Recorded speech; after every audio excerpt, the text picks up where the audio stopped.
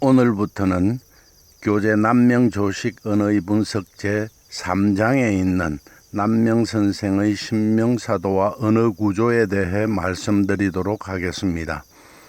이 장에서는 남명선생의 신명사도를 분석하여 이를 현대 언어학에서의 언어구조와 빗대어 봄으로써 신명사도를 구체적으로 살펴보고자 합니다. 여기에서 다루고자 하는 신명사도는 남명집에 실려 있는데 이 남명집은 여러 차례 간행되면서 다시 고친 부분도 있고 또 바뀐 부분도 있어 그 원본을 찾기가 쉽지 않습니다. 여기에서 살피고자 하는 신명사도도 마찬가지입니다. 신명사도가 그려진 그림은 둘이 있습니다. 화면에서 보듯이 그림 안에 명이 들어있는 것과 없는 것이 있습니다. 그림의 내용은 다르지 않습니다. 우리의 교재로 쓰고 있는 남명조식 언어의 분석의 책에는 화면에 보이는 그림을 제시하고 있는데 이는 신에 본 신명사도입니다. 신명사도에는 명이 같이 있습니다.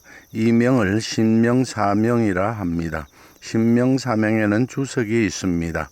신명사명과 주석은 4장 남명 언어의 텍스트 분석해서 명 텍스트 분석을 할 때 자세히 말씀드리도록 하고 여기서는 화면에 보이는 신명사도를 중심으로 분석하도록 하겠습니다. 남명선생의 신명사도는 마음에 대한 그림입니다. 마음에 대한 연구는 오래전부터 있어 왔습니다. 사람의 마음이 어디로부터 왔으며 어떠한 것이며 어떻게 가꾸어야 하는가에 대하여 생각하면서 학문이 시작되고 또 오늘날까지 이어지고 있습니다. 동양과 서양이 다 마찬가지입니다. 그런데 이 마음을 눈으로 볼 수 있게 처음으로 그림으로 그리고 이를 명으로 설명하고 있는 분이 남명조식 선생입니다. 신명사도는 인류 최초로 그려진 마음의 그림입니다. 마음의 구조와 그 마음을 어떻게 가꾸어야 하는가를 한눈에 볼 수 있게 그린 그림이 남명선생의 신명사도입니다. 남명선생은 조선 성리학의 중심에 서는 큰 학자였습니다. 조선 성리학의 중심 과제도 마음에 대한 것이었습니다. 이는 두 가지 측면에서 고찰됩니다. 하나는 심성론이고 다른 하나는 수양론입니다. 이 둘은 마음을 바탕으로 한다는 점에서는 같습니다. 그러나 관점은 서로 다릅니다. 심성론은 마음의 근원과 구조를 파악하는 데 관점을 두고 이론을 전개해 가는 것이라고 한다면 수양론은 마음의 표준을 확인하고 이를 바탕으로 마음을 다스리는 이론적 방법을 추구해 가는 것이라 할 수 있습니다. 남명선생의 신명사도는 이 둘을 하나의 그림으로 나타낸 것입니다. 이 그림 하나에 남명선생의 심학이 다 발휘되었다고 할 수 있습니다. 여기서는 하나로 그려진 남명선생의 신명사도를 심성론에 해당하는 것과 수양론에 해당하는 것을 나누어 살펴보겠습니다. 먼저 남명선생의 심성론, 즉 남명선생이 그린 마음의 구조는 현대 언어학의 아버지라고 일컬어지는 쇼시르의 언어 구조와 빗대어 살펴보고 이어 남명선생이 추구하는 실천적 이상세계, 즉 마음의 표준을 어디에 두고 있는지를 살펴보기로 하겠습니다. 이를 위해서 신명사도에 나타난 그림과 낱말들을 심성론, 즉 마음의 구조에 해당되는 것과 수양론에 해당하는 것으로 나누되 한 항목 속에 묶어 살펴보겠습니다. 선생의 신명사도에서는 심성론에 해당하는 마음의 구조는 주로 구조물이나 구체적인 사람의 벼슬 이름으로 나타내면서 양각의 네모 속에 넣어두고 있습니다. 수양론에 해당되는 것은 주로 추상적인 낱말로 나타내고 있습니다. 신명사도는 먼저 성곽을 중심으로 안과 밖으로 나누어집니다. 성곽에는 구간, 이간, 목관이 있습니다.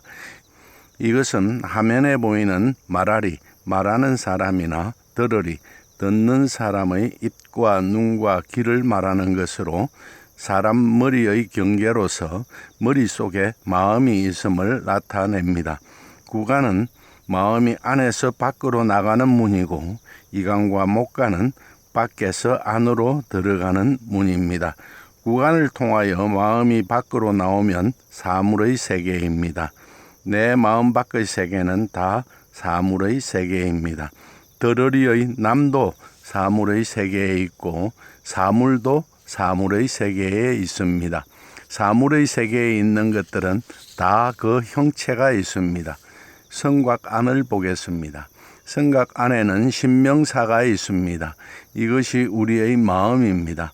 그곳에 태일군이 있고 그 아래에 총재가 있습니다. 그리고 구간에 성추가 있습니다. 이것은 심성론에 해당하는 마음의 구조입니다. 양각의 네모 안에 두어 수양론에 해당하는 것들과 구별짓고 있습니다. 이 외에 성각 안에 있는 것들은 모두 수양론에 해당하는 것들입니다. 경, 왕도, 천덕, 일, 월, 성성, 국군사, 사직 등은 모두가 사람이 가꾸어야 할 마음의 표준, 즉 수양론에 해당하는 것들입니다. 성곽 밖의 세계는 사물의 세계입니다. 사물의 세계에 있는 것들 중에서 심성론, 즉 마음의 구조에 해당하는 것은 양각의 네모 속에 있는 백규와 대사구입니다. 그 외에는 규와 몽을 제외하고 모두 수양론, 즉 사람이 가꾸어야 할 마음의 표준 또는 마음이 도달해야 할 목표들입니다. 규와 몽은 이들에 대립되는 것입니다. 이제 이들 하나하나에 대하여 구체적으로 살펴보겠습니다. 먼저 성곽과 성곽 안에 있는 것들에 대해 살펴보겠습니다. 성곽에는 구간, 이관, 목간이 있습니다. 구간은 내 마음이 밖의 사물의 세계로 나가는 문입니다. 마음이 밖으로 나갈 때는 말의 형태로 나갑니다. 화면에서 보듯이 내 마음이 말로 밖으로 나가는 문이 구간입니다. 남이 내 마음 안으로 들어올 때도 소리말이나 글말로 들어오는데 소리말이 들어오는 문이 이관이고 글말이 들어오는 문이 목관입니다. 화면의 그림 1에서 보면 말하리, 말하는 사람의 말이 입을 통하여 밖으로 나갑니다. 밖으로 나가면 점선으로 표시된 공기 중의 소리가 들으리, 듣는 사람의 귀로 전달됩니다. 화면의 그림에서 보면 사람의 입, 귀, 눈이 있는 머리가 성곽입니다. 그 성곽에 입, 구간, 귀, 이간, 눈, 목관이 있습니다. 신명사도에서 성곽의 표시는 마음이 있는 이 머리의 표시입니다. 성리학에서는 머릿속에서 아직 실현되지 않은 마음을 체라하고 실현되어 나타나는 마음을 용이라 합니다. 그래서 성곽 안이 체이고 성곽 밖을 용이라 하기도 하는데 성곽이 체와 용으로 구분되는 것이 아닙니다. 머릿속에 간직되어 있는 마음이 체이고 이것이 실현되어 생각이라는 형태, 아직 머릿속에 있는 마음도 용입니다. 따라서 신명사도에서 성곽은 마음의 체와 용의 구분이라기보다는 단순히 입, 귀, 눈이 연결된 우리 몸의 경계, 구체적으로는 머리의 경계라고 보는 것이 옳겠습니다.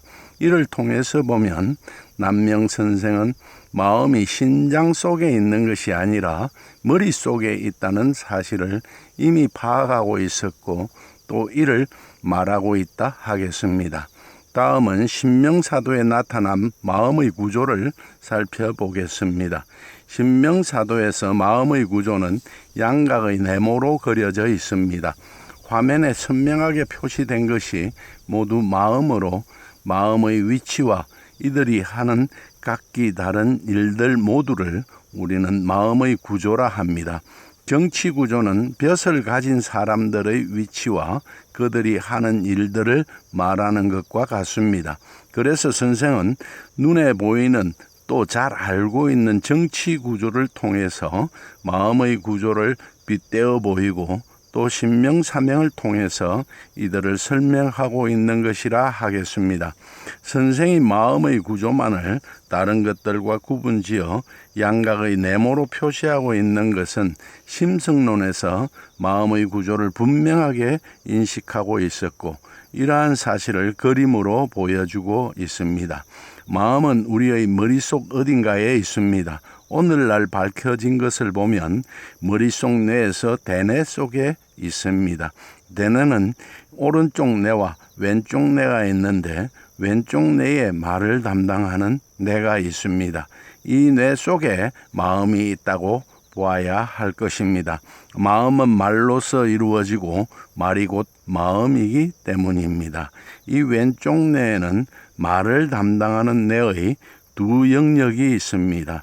화면에 표시되는 베로니케 영역과 브로카 영역입니다.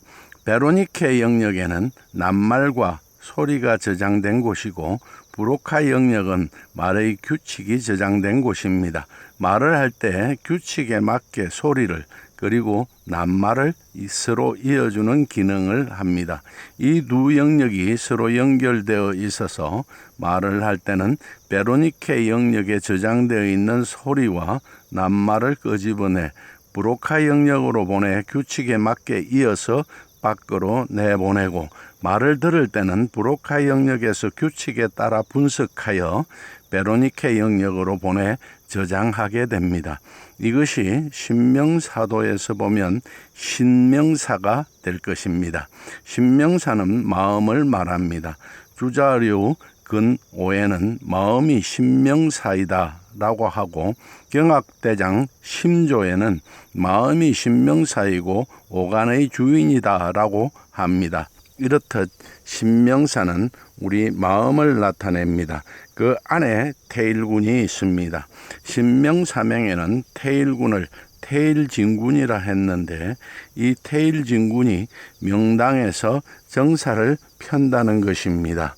이는 신명사도의 그림처럼 우리 몸의 머리를 성으로 비유하고 머리 안에 있는 마음을 성 안에 임금이 정사를 펴는 집 명당에 비유한 말입니다.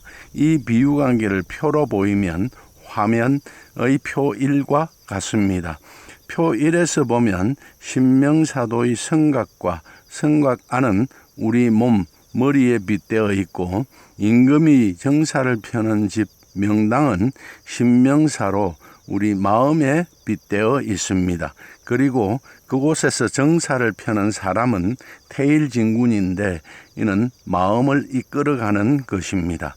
이렇듯 남명선생의 신명사도는 우리의 몸 머리와 몸 머리 안에 있는 마음과 마음을 이끌어가는 것을 임금이 정사를 펴는 대궐과 비유하여 그림으로 나타내고 있습니다. 그렇다면 몸과 마음은 우리가 쉽게 이해할 수 있는데 태일진군으로 비유된 마음을 이끌어가는 것은 무엇인가? 이는 말입니다. 말이 마음을 이끌고 마음은 말로 이루어집니다. 선한 말을 하는 사람을 두고 우리는 그 마음이 선하다 하고 또 그 선한 마음을 가진 사람을 두고 우리는 그 사람을 선하다 합니다. 이에 대하여 화면에 보이는 경상대학교 남명학연구소에서 역주하고 한길사에서 2002년에 출판한 남명선생의 학기류편, 다음부터는 그냥 학기류편이라고만 하겠습니다. 이 학기류편 130쪽에는 명은 임금의 명령과 같고 성은 맡은 일과 같고 정은 일을 시행하는 것과 같고 마음은 바로 그 사람이다 라고 써두고 있습니다. 마음이 바로 그 사람이고 말이 곧 그 사람입니다. 내 말은 곧 나이고 들리는 남의 말은 곧 그 말한 사람입니다. 이에 대하여 앞에서 말한 학기류편에서는 임천오씨가 말하였다. 말은 마음의 소리이다. 그러므로 말을 아는 사람은 말을 살펴 그 마음을 안다고 적어두고 있습니다. 이렇듯 말이 우리의 마음을 지배하고 마음이 또한 그 사람을 지배합니다. 이와 관련하여 주시경 선생은 말에 대하여 말은 사람과 사람의 뜻을 통하는 것이라. 한 말을 쓰는 사람과 사람끼리는 그 뜻을 통하여 살기를 서로 도와주므로 그 사람들이 절로 한 덩이가 되고 그 덩이가 점점 늘어 큰 덩이를 이루나니 사람의 제일 큰 덩이는 나라라. 그러하므로 말은 나라를 이루는 것인데 말이 오르면 나라도 오르고 말이 내리면 나라도 내리나니라 하였습니다. 이렇듯 말은 마음을 이끌어가는 것이라 하겠는데 신명사도에서는 이를 태일군이라 합니다. 전병윤 교수는 선생의 신명사도를 설명하면서 태일군에 대하여 다음과 같이 말하고 있습니다. 우선 태일의 사전적인 해석은 우주의 본체, 천지 창조의 혼돈한 기운, 태초, 천재, 태을, 별이름 등으로 풀이하고 있다. 여기서 중시해야 할 것은 역시 일이다. 일이라고 하는 것은 무극일 뿐이다. 무극으로부터 태극이요 양의에서 사상이 나온다. 이 일이 무극이라고 했으니 이 일은 천지 이전의 상태이다. 그래서 태극 이전의 세계요 음양 이전의 세계이다. 하늘 땅이 생기기 이전의 세계를 말하는 것이며 상제가 주관하는 세계로 태일군, 천군이라 했다. 달리 표현해서 하나님의 세계요 부처님의 세계다. 이것이 태일군이라고 한다면 성경에서는 이를 말씀으로 표현하고 있습니다. 성경에서는 요한복음 1장 1절부터 3절을 통하여 말을 다음과 같이 표현하고 있습니다. 태초에 말씀이 계시니라. 이 말씀이 하나님과 함께 계셨으니 이 말씀은 곧 하나님이시니라. 그가 태초에 하나님과 함께 계셨고 만물이 그로 말미암아 지은 바 되었으니 지은 것이 하나도 그가 없이 된 것이 없느니라. 이렇게 두고 보면 선생의 신명사도에서 태일군을 말로 보아도 크게 어긋남이 없을 것으로 여겨집니다. 오늘은 여기까지 하겠습니다. 다음 시간은 여기에 이어서 말의 구조와 신명사도의 구조에 대해서 말씀드리도록 하겠습니다. 감사합니다.